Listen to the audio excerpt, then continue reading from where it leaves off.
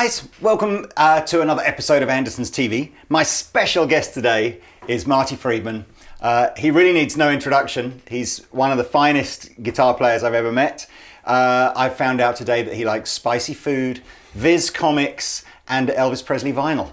Who knew? Who knew? So welcome to Guildford, Very man. nice to meet you. It's really, really cool. I appreciate you coming over, and I'm super looking forward to your clinic tonight. It's oh yes, awesome. Yes. As is the way with all these kind of Andertons interviews, I love to sort of get a feel for, you know, the artist growing up and what it was that, you know, those magical moments that made you think, oh yeah, the guitar's going to be my thing. So take us back to you know, when you were a kid and what it was like. All right. Well, I really wanted to be into sports because I loved sports, baseball and American football. Not to be confused with soccer. Not that I was any good at any of those, but I really would have loved to have been an American football player. But look at me. I mean, really. I would have been killed in the first game. But loved sports so much, but I knew somehow that was not going to happen. But I didn't know what I was going to do until I saw Kiss. Then the next day, got a guitar, got an amp, and got started. And how old were you when you first saw Kiss? I was like 13 or 14. Okay, so relative late starter to the guitar. Yeah, late. And what was that? What was it that you know, you were playing just sort of rock guitar, so you were instantly into that kind of vibe, or were your parents listening to lots of different music in the house? It was really Kiss and the Ramones. Okay. Which was a great thing because I could learn them relatively quickly and get that satisfaction. You know what I mean? Mm-hmm. Had I been into King Crimson or something like that, I might have said, "This guitar is too hard. It's not for me." But I had the punk songs and the rock and roll songs down really quickly. And even I just got started, so I thought that, wow, you know, it's not really that hard. Little did I know that, like, if you want to try to do something else, you have to work a lot harder. But I was really glad to have that satisfaction at the beginning, and it kept me going. And I got in a band right away and started to live the exact same lifestyle I'm doing now. You write music, you rehearse it, you record it, you play it live, and nothing's changed, really. So what was it? Whereabouts in the States did you grow up? Washington, D.C. Okay, so there was a reasonable scene there, I guess, was there, even when you were growing up? It wasn't like a backwater kind of vibe? And not too backwater, but Washington, D.C. was never known for being a rock mecca. New York was kind of a punk rock scene at the time, and my band was sort of a cross between punk rock and hard rock, and so we played as much as we could, and we played a lot. We're all 14-year-old kids. We had a lot of energy and really were doing it at an early age. So none of us had a whole lot of chops, but we all had like tons of energy and just loved playing loud music. So where did that sort of need to sort of get the chops up? You know, you relatively quickly became known for, you know, playing some serious chops, you know. So how was that? Did you go through a formal education, or? No, and I never really had a huge woodshedding kind of experience. You know, you hear about guys practicing hours and hours in their bedroom. I never really had that, but I always had like a project going on. Like I was in a band working on mostly original material at the beginning, and the more you do it, you get more ambitious. You want to try something cool, and to do that, you need to kind of up your game a little bit. And when you're always around a band or around people watching the band, you kind of up your game more than in your bedroom. So I found that playing with my band or playing live or writing music was really valuable when I tried to up my chops game. And when I was in my late teens, I discovered that learning foreign music was going to be the ticket to me having different chops than the other guys. Everybody else around me was like, you had your perfect Van Halen guy, your perfect Jeff Beck guy, your perfect whoever, insert guitar god hero, and there was somebody in the neighborhood, even in Hawaii. I mean, Hawaii's a dot in the ocean, and there were guys who could literally just kick ass on that stuff. Yeah. And I'm like, there's no way I can play what these guys are playing, but I was learning. I started like with Indian sitar lines, and then I went into vocal lines of Japanese traditional music, then Chinese music, the Chinese I don't know how to pronounce it. It's Urhu, and it's like a violin. And I started learning those lines, and then cello lines, and all these different lines from other instruments and other countries. And that forces you to do different things than every single other person had. Like, you had mixes of the great guitar gods. You know, you had guys who played like a cross between Hendrix and Page and Ritchie Blackmore.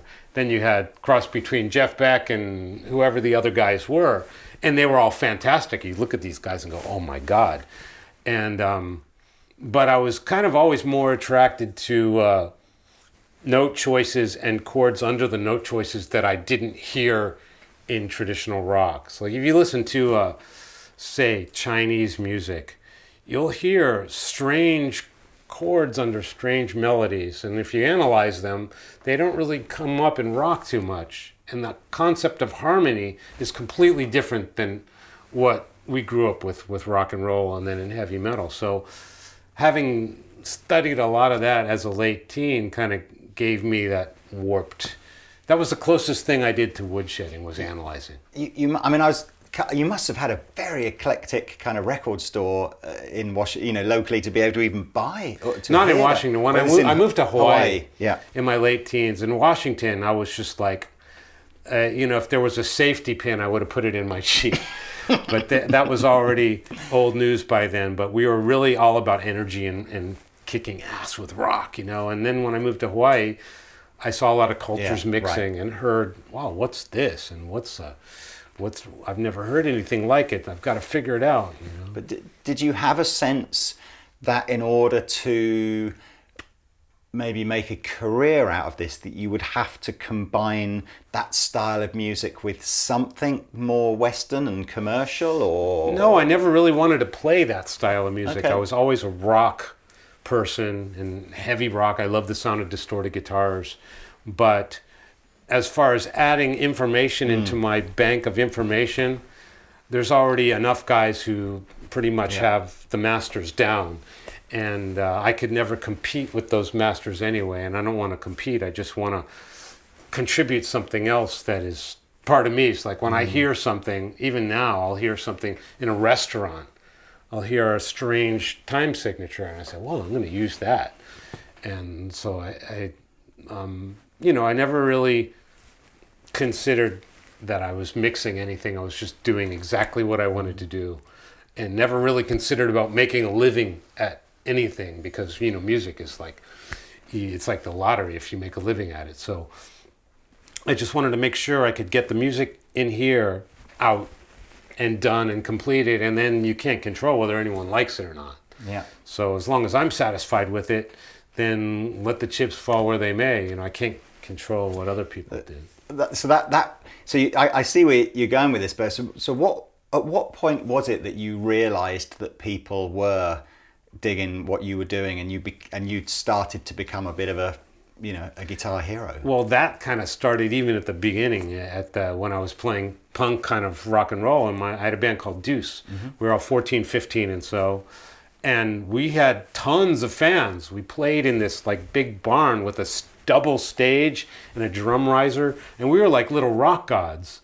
So we had already had that rock star ego thing from the early age, and we were playing up to the hilt, getting wasted all the time, chicks, and we were just loving it. And little do you know, if you want to be a lifer in the business, you can't be doing drugs, and you got to like get responsible and create real music.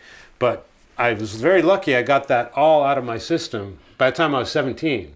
Wow. I loved every minute of it. So you had the dream team, didn't the you? total dream team. We were good. We are a seriously good band, and the dream team. But like, you can't do that forever. And I want to make music for as long as possible. So I quit all of those bad influences and started really focusing on music much more. Was that part of the move to Hawaii? I mean, that's not an everyday. Well, that's not why. That was my dad got transferred to Hawaii. So. Okay. That was a double-edged sword. I thought, Hawaii's great. There's beautiful girls everywhere. It's great. Which is true, but when you get there, there's like no music down there. It doesn't strike me as the kind of place that's ever been like the mecca for certainly not rock music. Anyway. No, it was like a time warp, and nobody liked the music I was making. At that time, I was trying to make the most intense, heaviest guitar maniac music I could, and they were like, first of all, they're like 20 years behind, but only Hawaiian music was popular there. So I was hated down there, and I couldn't find band members, of course. I found a drummer who I loved, and we worked out a lot of great stuff together, but it was really hard work. But that probably helped me develop, because I knew nobody was going to like it, but I just wanted to do exactly what I wanted to do. And I did that. It was very, very... I remember working very hard with that band, Hawaii. Yeah. And then as soon as you were old enough, is that when you thought, I've got to move back to the mainland? And Yeah. You know, when you have a band and you have dreams of going on tour, my band, Hawaii, it was called Hawaii. We had a tour of the West Coast in America booked. And we had a couple Indies albums out, and we did our little tour. And at the end of the tour, I have no idea where the band went. We just kind of poof, we split up. And I think other guys went back to Hawaii. I stayed in San Francisco and put together Cacophony, but it was weird. Nobody said goodbye or anything. It was not very romantic at all.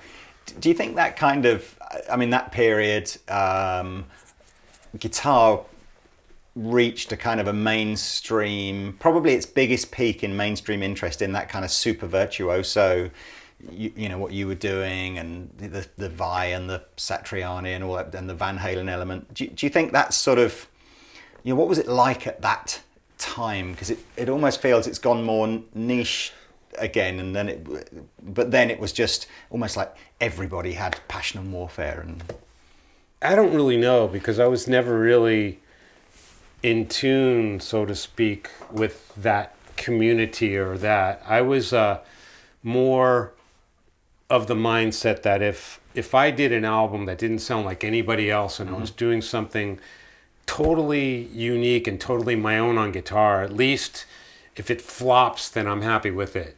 If it comes out and people like it, that's great. And to get that done, there was a label called Shrapnel Records, and I was one of the first guys to release anything on that, and all they wanted was insane guitar. And I was cool with that, because by that time I had developed a lot of insane guitar ideas, but like I don't think they were like the other guys who were doing that. I think the other guys were much more mainstream than I was. And I was kind of influenced by, like I said before, all these Asian music and weird time signatures and kind of dissonant things. Like I was listening to Stravinsky and Scriabin and things that don't find their way into guitar virtuoso world. And I did never ever wanted to be labeled a guitar virtuoso. Oh, okay. Never. I mean, I've never bought anything because guitar virtuoso. Yeah. Or any virtuoso for that matter. I just want to hear music that I like. So I didn't want to be put into that category. But it's interesting you say that, because I've heard you in other interviews kind of try not to be labeled as a shredder or a virtuoso. You know, it's what is it that you? Is it just purely this idea of you don't want to be pigeonholed with other people? You just want to go, look, this is what my brain is doing. It's not other people. I mean, my friend Ricardo's taking me all around Europe, and he works with great people all the time. I mean, he works with Guthrie Govan and Robin Ford and all these like super players. So like if you want to put me in their league, more power to you. I love it. But when I was a kid, I don't know if it's the same now, because people take it as a compliment, I guess, but they used to say the word shredding, and what it meant was just playing really fast. Yeah. And I really don't want to be playing fast so much that people think that that's what I'm known for. I would be so depressed. And sometimes it happens. Marty Friedman, known for his fast guitar lightning skills, fucking hate it. I mean, if you listen to my records, there are fast passages. And especially the more recent records, they happen in places where I put them in so much impact that maybe people think I'm playing fast more than I really am. So it's very important where these exciting runs go. But like when I hear the word shredder, I think of these, like a lot of the CDs I get, unfortunately, guys playing like fast all the time over like some kind of completely random drum machine beat and like meaningless bass patterns and meaningless backing, and they're just playing fast all the time. And to be honest with you, a lot of people who don't really listen to guitar that much will put everybody together in that group because it just sounds like fast wailing. And so I really don't like that term. But if you're using it as a compliment, like most people are, I do not take offense. Yeah. I appreciate any kind of compliment, but I really don't like that term. No, and from what I've heard, and certainly the only time I've had the pleasure of being in the same room as you whilst you were playing, which was during the track you played, the degree of light and shade in your playing, and like you say, you can hear all those microtonal kind of bends that have been influenced from different styles of music, from non-Western Eastern music. It does make it terribly interesting, and there's even or interestingly terrible. Or it could be terribly interesting or interesting terrible. Yeah. I don't think is there a difference? It's fine. It's just a point of view, isn't it? But okay, so I suppose it's quite. I think you're quite a modest and humbling person to sort of, when I say virtuoso, I mean it as a compliment. I don't mean it as to sort of. Yeah. I got it. And I think that's probably what everybody means. I'm sure they do. But so you then had tell me about how sort of really finding your feet, because of course the early part of your career was more bandy kind of stuff, and I presume laying down guitar parts for to fit the band that you were in. So tell me sort of through that period, what was it that what was your sort of journey to go, I need to do a Marty Friedman thing and just really, I mean, I'm not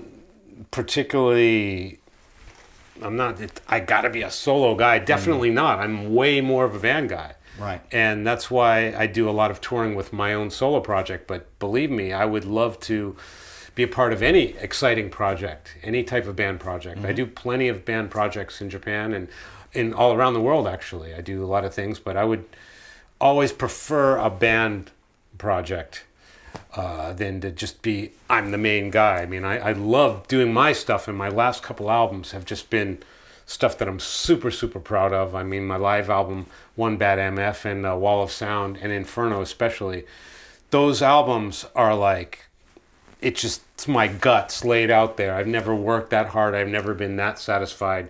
Love that stuff very much so. It's been a joy touring with that around the world, and I intend to do more. But I way prefer band life and playing in a band, and I love playing in units of any kind. Have you got a sort of a bucket list band, like No. You don't have like John Mayer's doing the sort of Grateful Dead thing. You haven't got like one going, if they ever needed a guitar player, that Grateful would be Dead? the one. I didn't mean them specifically, but just because he's joined it as a kind of a. He joined Grateful Dead? They do this thing called Dead and Company, which is the surviving members of Grateful Dead and John Mayer, and they go and tour and they do some of his songs and some of theirs, and it's interesting. Kind of. But I wondered if you had even a band that aren't around anymore, like if they somehow magically on the other side reformed. Only the Ramones, really. Be the Ramones, would it? That would be cool. But I mean, that's just in my gut, and your 13-year-old self never goes away. But I'm less into the past and more into futuristic new kind of things, that I would love to do something that's new and exciting. And I just like great collaborations, and I've done a lot of collaborations in Japan that have just been extremely satisfying. And but a full-time band would also be cool too. If my thing fits into a band thing, I'm way into it. Well, let's talk about Japan, because we had a great lunch together. Your lovely wife joined us, and obviously you talk to her in Japanese all the time, and it's kind of, I always find that such a complex language compared, when you're brought up speaking English, or it sounds complex. Well, any language that's not your own, I guess. Yeah, but I think you can listen to French or Spanish and you can kind of get a rough, idea of what's going on. Not French. Maybe Spanish.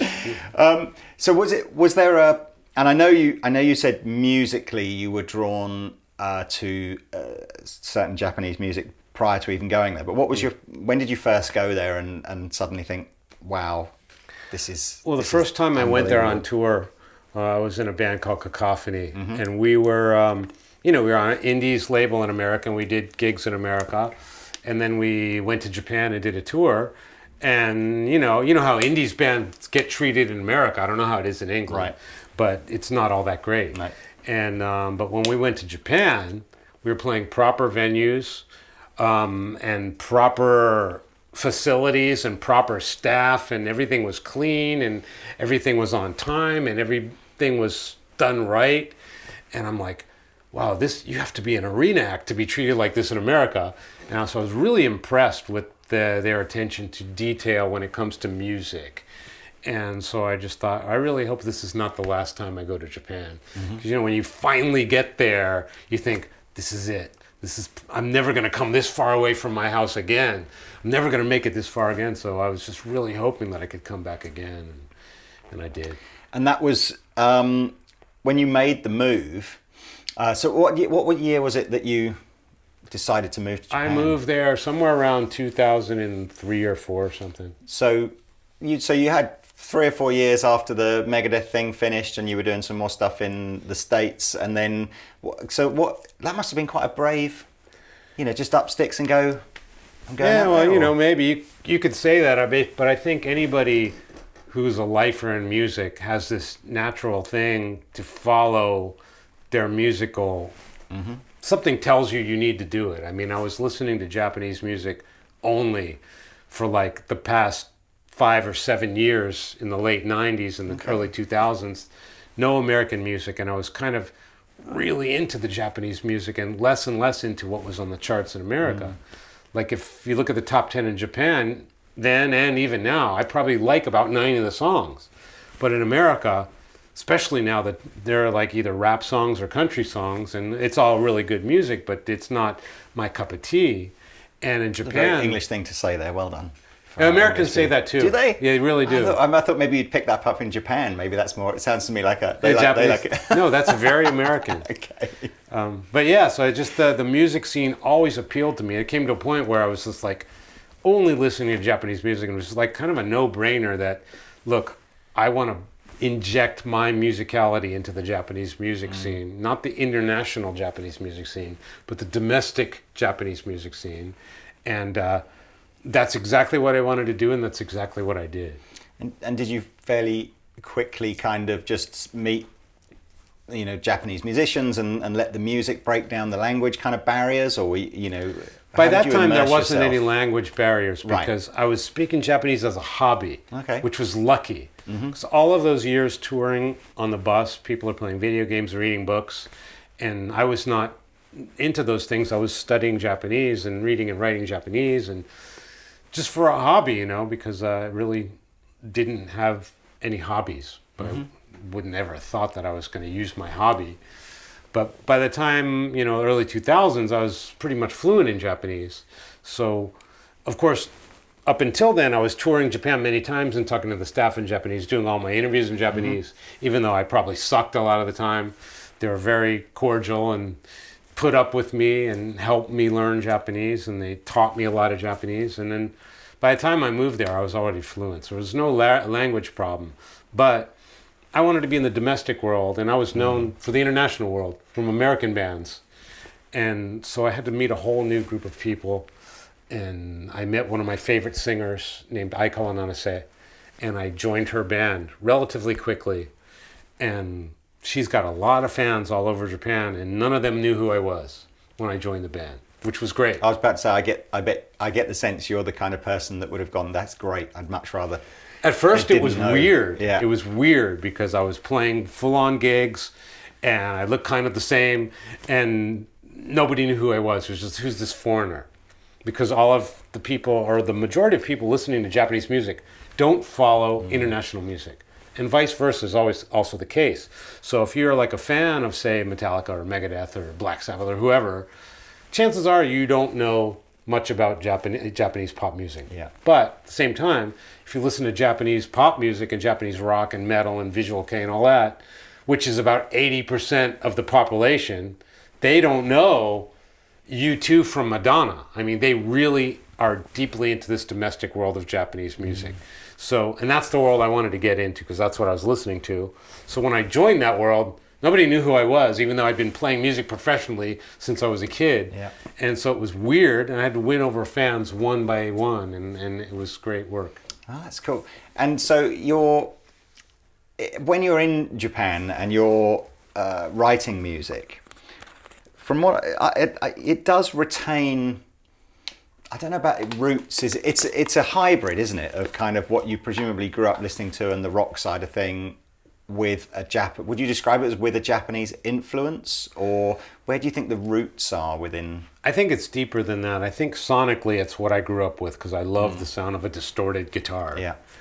And so sonically it's that, but I think there's something in me that has a very Japanese melodic influence that even came from before I lived there, but living there has turbocharged it. Like I really don't know because I've written some music for Japanese artists, and when I hear it, I can't believe that I've written it because it's so Japanese. Right. I can't believe a white guy from Washington, D.C. has written this. You would never guess it. And it's more than just music theory. It's more than just placing these chords over this. There's something in the soul. So, and I'm not one of those new agey types with soulmates and all that thing. But I don't know where it came from. But somehow I really can emote these Japanese musical motifs and melodies and chord structures very naturally. Have you found your taste in the gear that you're trying to use change much as you've sort of transitioned from, you know, playing relatively mainstream rock and metal into this more, more of this Japanese influence thing? Are you still? I mean, I know where you're going. It's sonically, it hasn't changed much because I like loud, heavy guitar. So whatever context I'm putting it in is cool, and I also like the complete, beautiful, clean, quiet, glassy, gorgeous guitar sounds too. But I'm definitely not a connoisseur of guitar tones or pedals or different kind of guitars. I'm way, way more interested in the melody and the interpretation of that melody. That's much more important for me. So sonically, it's pretty much whatever instrument I'm going to play, it's going to sound pretty close. Whatever rig I'm going to play, it's going to sound pretty close. So I've changed guitars. I've been so fortunate to have several signature models over the years. Now I'm back with the company Jackson, who did my signature Kelly many years ago, and they've got my new MF1, which is a wonderful guitar. And as you probably know with a lot of other guys that you've had here, when you're with a guitar company, it's kind of two things. The first thing is obviously the quality of the gear, but the second thing is the people that you deal with, because you have to play the guitar all year and you're all over the world and you need to be, I'm in Milan, I need a guitar, you know, you need certain kind of personal attention. And the way they treat you in situations is kind of how you gauge how much you want to continue working with them. And Jackson has always been like a top list from to A class, top class as far as people go. And gear, they took 2 years to make this the way I wanted it, only because I don't know how to describe guitar things well enough. I just like, no, it sounds cheap, or no, it's not heavy enough, or stupid things. And then they like, what is he trying to say with this? And prototypes after prototypes, and they're very patient with me, and they make a fantastic instrument. And so that's why. So it's like the gear's quality, and then it's the people. I loved when we were setting up, and obviously you bought your own guitar, and I guess you're traveling with this. Is not mine. This is one that they prepared for me to do a bunch of clinics in Europe. Fine. Yeah. And you've got one pedal, which I've never seen before, and it's you just leave it on all the time. On zero. On zero. Yeah. Great. And then we said, what kind of amp do you want? And you just went, find me something high gain, and if you like the sound, I'll like the sound. Which I don't think anyone has ever been that loose with, kind of, or trusting maybe is a better word, to just go, but is that just born from, it just doesn't interest you? Like, you just go, I like the sound, I'm really not interested how that sound is. Yeah. I'd rather leave the cake baking to a baker. But let me get this completely straight. I so admire and have such a fond feeling for these super guitarists who not only play wonderful guitar, but they know every piece of gear and they love turning knobs and they love experimenting with sounds and really intelligent with the electronics. And if something goes wrong and they're the only one there, they love to fix it and they can do it. Guys like Steve Vai, just a brilliant... It's a whole different world. To me, that's like playing the saxophone as well as guitar. I mean, it's really something I admire so much. And Devin Townsend is another one of those guys who knows so much about effects and just really loves working with them. And I'm not that guy, unfortunately. If someone else can dial up a nice sound for me, I'm fine. Oh, that's cool. And so, I wonder if, maybe it'll come. Maybe you need to just dig into one of those Line 6 things. No, I hate it. Really, I hate it. You just hate all that. That's so refreshing. Yeah, because I'm kind of a bit like that myself. You hate it. If someone said to me, "You've got 60 minutes, and you can either spend 60 minutes playing the guitar, or 30 minutes playing guitar and 30 minutes trying to find a sound in a thing," I'm going with 60 minutes playing the guitar every single time. Well, here's the thing. I mean, guys like Steve Vai and other guys, there are not a lot of these people out there in the world. That's why you got to realize it's a superstar level. The majority of people that I've come into contact in my life are literally pedal geniuses and gear geniuses. And those are the guys that I want to have as my tech. And sometimes they also play guitar really well too. Like my tech right now plays really good guitar. But I've had techs who can barely play guitar, but you put an amp in front of them and some pedals and they will dial you the sweetest tone ever. So I really like to surround myself with those kind of engineers, those kind of techs, and that's what really helps me a lot, because I just want to sit down there and interpret these melodies. I want to sing. That's what I do. I don't want to figure out what kind of battery to put in the mic. I want to sing. No, I just wonder whether, because there are some artists. I mean, you mentioned King Crimson right at the beginning of this, and all of that kind of stuff are soundscapes almost, and it's all about using things that affect the sound of the guitar to create a scene, or I think we interviewed Jacko, the guitar player from King Crimson. He's had that gig for about 6 years. And he was talking about how Robert Fripp just creates these soundscapes, and it's just a very different technique. I wondered if you'd ever sort of thought, maybe one day I'll just try and write something. No interest and no talent for that. Right. I have a lot of respect for them, and there's a group called Mono out of Japan. I don't know if you've heard of them. No. What they do with effects is the most beautiful thing I've ever heard. It's like kind of noise music. It starts with the most beautiful silence, and it becomes louder than an airplane of white noise. But that journey from the silence to the white noise, done with guitars and bass and drums, is so friggin' cool. And they do it live, and it's just like chills and tears. No melodies, maybe a couple little melodies in there, but it's all done with guitar noises and effects and the brilliant use of those electronics, and I just love it to death. But it's not going to be me. But I do, when I record my albums, I have great guys who are suggesting effects, and I'll say, this is the type I want to play, the type of part I want to play. I'm going to play this melody here. What do you got? Right. I say, try this. And I'll have the engineers do that before I even show up. Today I'm going to do a ballad, and I'm going to do these clean parts. So get something, I'll go out and have a bite, like Nigel Tufnell says. I'll go across the street, have a bite. They come in, and they got a couple different clean tones there. A lot of people compliment the clean tone I got on an album called Scenes that I did. a while ago, and that was completely dumb luck. It was a Fernandez guitar that was given me from the rep of Fernandez, who's this totally smoking hot chick that I was endorsing Jackson at the time, and I had a ton of guitars there. I was not interested in the guitar at all. But this rep from the company brings this guitar in there. I'm like, yeah, sure, I'll play it sometime, but can I get your number? It was that kind of thing.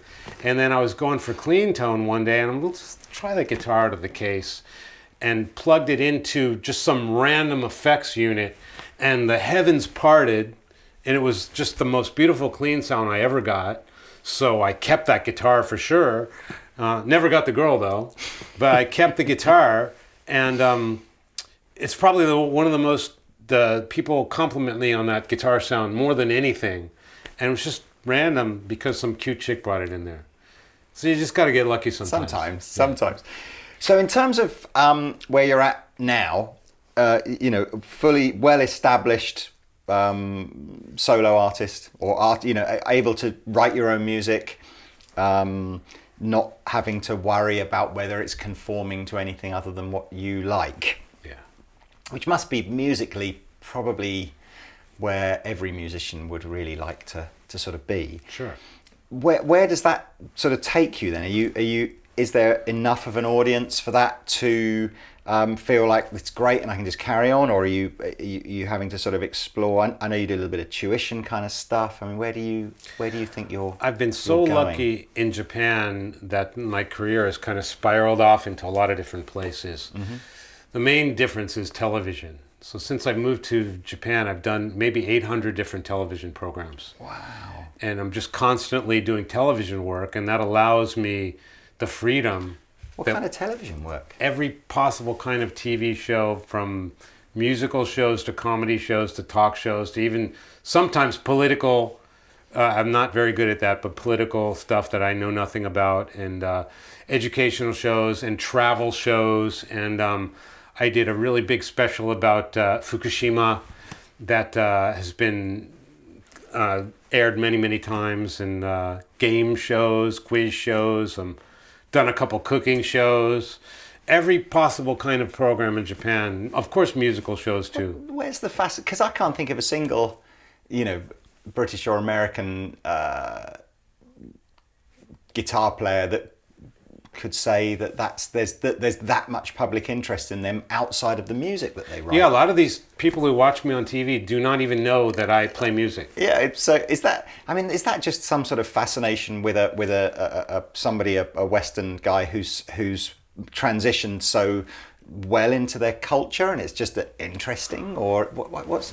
I don't know. I think. Or are you just an amazing cook? No, I'm not. Political I'm not at all. Commentator. It was one of those weird life things. When I moved to Japan, all I wanted to do, like I said, was be part of the domestic music scene.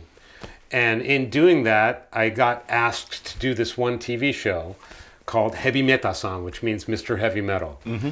And I'm like, it was all about heavy metal, and I just finished playing heavy metal, and I was like, I wanted to be in this Japanese rock or pop or whatever kind of Japanese music world I wanted to get into, but not doing a comedy show about, it's kind of like taking the piss at heavy metal. Right. But with a good spirit. Yeah. And so I'm like, I don't really want to do that, and I really want to concentrate on music. And they just say, try one.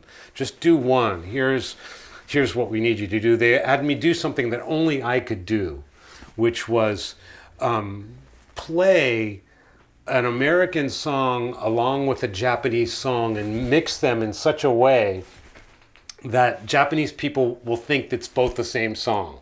Right. Which is a very weird thing to be asked. But I happen to know many, many Japanese songs, or Japanese traditional songs, so I've got all that in here. So I did that, and we did a bunch of comedy routines and a bunch of kind of silly stuff. And that first show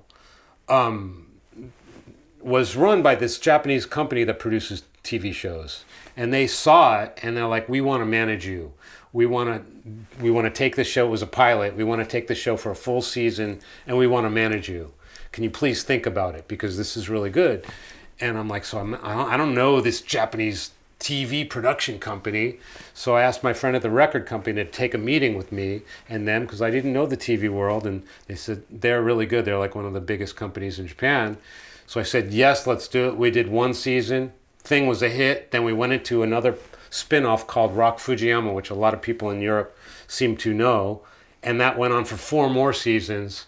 And then I started getting TV commercials and parts in movies and Coca-Cola commercials. And that's amazing. It really took me into a different place, which allowed me the freedom to not worry about things like budget on my records and worry about what the record company thinks of my record. And so what you hear on the record is exactly what I want it to be. There'd be like thousands of musicians so jealous at the moment that you've kind of just that. Yeah, I mean, it's great. It's nothing to be jealous of. It's just a thing. Not the specifics, but as in just the freedom that obviously the lifestyle's given you to create. Yes. So what's the weirdest commercial you ever had to do then? I've done. I did a Fanta commercial, different commercials for 2 years, and it was a band. It was 5. It was myself and other people, kind of well known in the Japanese television and music community, and a sumo wrestler on drums. Of course. and we played no music until the 2-year campaign was over.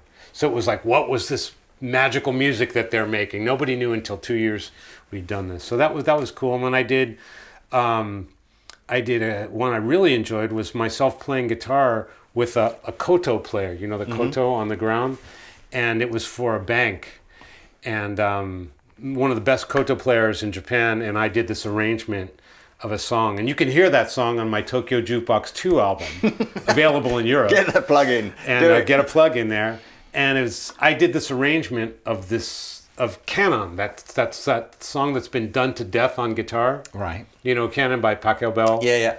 And that's what the company wanted me to do. They want you to play it on guitar and do it with a koto. I'm like, that's the most tired song in the world done on guitar. No offense to anyone who's playing it, but it's just been done and probably better than I could think of doing it. So I didn't really want to do it. So I'm like, I got to come up with a really interesting arrangement of this for myself and the koto player.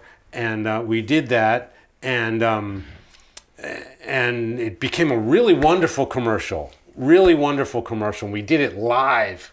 You know, usually you record it and then you do the commercial. But no, we did it live as we were. So what you see in the commercial was really live. Yeah. But it's only like a 30-second commercial. I did a full version on my album, like 2-3 minutes. But that was a wonderful experience. And I did vitamins for Suntory vitamins. And it was funny, the vitamin one was, I did it the very day that I filmed the DVD for my Live in Japan DVD. It was done beforehand the show. It was a scene, me taking this vitamins. I take this vitamin and then play rock and roll or whatever it was. But I had to do a lot of takes. And each take, I took like 1 or 2 of these vitamins. So by the time I played the show, I had already taken like 30 of these friggin' vitamins. And I was like, is gonna come out yellow or something? Probably. I was a little bit worried about that, but the show was like... the best show ever. It was a good show. It was amped for sure, but... yeah, you get a lot of those fun opportunities in Japan. It is. I think I'm really like, it's uplifting to just go, here's a real story of like success and happiness, as opposed to so many musicians who go, oh, it's so out there, you know, it's just like nobody buys my music anymore and I can't make any living and now I have to do these terrible tuition things, just to, you know, all this kind of like... Well, listen, making music is just a privilege for any situation, you know what I'm saying? I mean, it's a privilege to have anyone listen to your music, whether it's one person or 1 million people. And the more important thing is that your music is done your way in some form. And you can have something that you can listen to that sounds like what you want your music to be. You can't control what happens after that. Then the rest of it is perspiration, trying to get it done. I would much rather be known for more of my music than for television. Of course, I love doing TV too, and it's a blast. I love it. But I would love to be a household name for my music. But my music is a little eclectic. But you never know what's going to come down the line. You know, I might get it right sometime. You never know. Yeah. Well, it's every ticket we've sold to tonight are local Japanese housewives that have just come to see you because you would not be surprised. Anyway, I do want to talk about something that clearly you presumably can't get in Japan, and we had some fun with today. So, anyone outside the UK, will anyone outside the UK have a clue what Viz magazine is? Unfortunately, no. No. Well, that's fine, because most of the people watching this channel hopefully are in the UK. So, how does that work then? That you touch down in the UK and pretty much within the first 30 seconds of meeting each other, you say, is there anywhere where we can go and get a Viz comic from? Yeah. Where does that even come from? That is, when I heard England was on the list of the itinerary to come into, okay, good. I haven't gotten Viz in a while. It's just so hilarious, and I just love the humor so much in there. And it's so non-PC. Oh, it's completely non-PC. And I just love that so incredibly much. And the characters are so funny. They're all like one-note wonders, you know. But they continue that one note for years and years and years. You know where the story's going. But it's just as many different ways to say or or whatever. And that's just funny. It's always funny. It's always funny, and just the way they take the piss at the. You see, I'm talking like an English person. Good. We don't say it's that in America. Good. No, what do you say then? Take the Mickey. No, Or you don't even have that. How do you say take the piss in American? I don't know. I just thought you're the American. They take the piss at the royal family and stuff. Yeah. Which I grew up in America, so I don't really know anything about it. But I just think it's so funny that there's this huge thing that represents England to the entire world, and you got stories in Viz about the most disgusting things that you could possibly imagine about your precious royal family. Like, who's writing this stuff? It's just so incredibly funny that I never get bored of it, and I don't even throw them away. I keep them and read them and just love it. And I mean, even you your see that? Can you get a plectrum close-up of this? There is a character. I mean, this is crazy. I've not read Viz since I was probably a student, so that's how long it's been going. And I've seen this plectrum and gone, you've got Sid the Sexist on your plectrum. Right, on my You can see even the name of the character. That's English plectrum, yeah. See, I made my own personal picks. I put my logo on it, but I didn't put my name on it. I wanted to put Sid the Sexist. And people in England know who it is, but everybody else thinks it's me for some reason. Can we get a series of these? We can do one with, it's Buster Gonad. That's a great idea. Do a whole different... Yeah, but you know, when the pick company made this is there a copyright issue with this? Oh, probably. And I said, no. But so if we did a series, it might get a little bit risky. But as long as they're not for sale, as long as they're just for you. Well, they were, yeah. but so... Oh, well, but let's be fair. We've probably given Viz the biggest plug it's had in months. No, I love it. Like, tits out for the lads. Can you say that with a Manchester accent? Can I do a Manchester accent? Hang on, we may have to edit this out because it might be so bad. I normally have to... What would someone from Manchester even... No, they say tits out for the lads, right? That's actually Liverpudlian, tits isn't it? Oot for the lads is how they write it. Is that not a Geordie thing then? Oh, like is it Newcastle? Oh, no, Sid the Sexist, I'm sure, is a Geordie. That's Geordie, right. See, Yeah. I don't know the difference between Manchester and Geordie. That's Newcastle. So how do you say it? Tits out for the lads, like... Or something like that. I'm apologies to everyone from Newcastle. And if how that about was the terrible. fat slags? Where are they from? Slags. The fat slags. Where are they from? I mean, they could be from anywhere in the UK. To be fair, are they Essex? God, I'm probably. This is literally. I'm now insulting huge swathes of our customers here. Why? Well, They're so cool. I mean, every so? time I went to that part of the country, I asked the people who's ever there, can you read this Fat Slags article for me, or can you read this Sid the Sexist? Now, if they were just reading it, I wouldn't understand a word. But like, since I'm reading the comic, I can totally get, I know what they're talking about. I think it's really hilarious, but I just love it when they read it and I can't understand it. Well, I'm so pleased that we managed to find you a copy of his, which we did find, along with some Elvis Presley records as well. Yes. So that's another thing I wasn't expecting you to do. And I think we're going to try and download the Viz app onto your phone as well. Yes, we so are. Anywhere in the world, you can have some filthy British humour. If there's anything else that you would like to plug or tell the viewers about what your plans are for the foreseeable future. Presumably, you are set on seeing your days out in Japan, are you? That's where you're happiest and where you found your spiritual home. It's definitely been the best for my musical well-being. But music leads me, man. Music leads me, so like you never know what's going to happen in the future. But for right now, I have a live album out. I'll do the plug portion. Do now. the plug. I have a live album out right now called One Bad MF Live, and it is available worldwide. And it's taken from my tour of last year, and it's the same tour that I'm on this year. I just finished the American part of the tour, and it was recorded in Mexico City, which was a wonderful show. And then after that, we did the whole United States, and I hope to tour Europe. I really want to bring my band to Europe. They outshine me every night. You will not believe how cool this band is. You got to have my bass player Kiyoshi in here sometime. She will destroy all these instruments. She's really something. Great band. You can hear them on One Bad MF Live, and hope to tour Europe sometime soon. Right now, I'm just finishing up a couple weeks doing masterclass type of things in Europe, which I'll do tonight here with you. And I'll go to Japan and do some more shows in Japan. I do an orchestral thing every season where I play. I have a lot of ballads in my music, which you can hear on Wall of Sound or Inferno or any of my records. I always have ballads, and they always have nice orchestration. So we do these live in Japan, spring, summer, and fall and winter. And we just did the spring one. So summertime, we're going to do another big one with strings and pianos and my full band and all that. So we do that, and some more TV stuff that won't necessarily make it to England, but hopefully, I really just want to tour more than I'm touring now. So that's the main thing. So hopefully I'll get there with my solo music or with something else. And you never know. I just love playing in front of people. Oh, that's great. Well, please, if you tour the UK, hook us up again. We'd love to come and see you. Or any comeback, welcome on the show anytime you like, man. Thank you for the hospitality. It's been such a pleasure meeting you. Thank you. Really looking forward to tonight. Thank you guys for watching. Please like and subscribe to this channel, and we shall see you in a video soon. Thank you very much.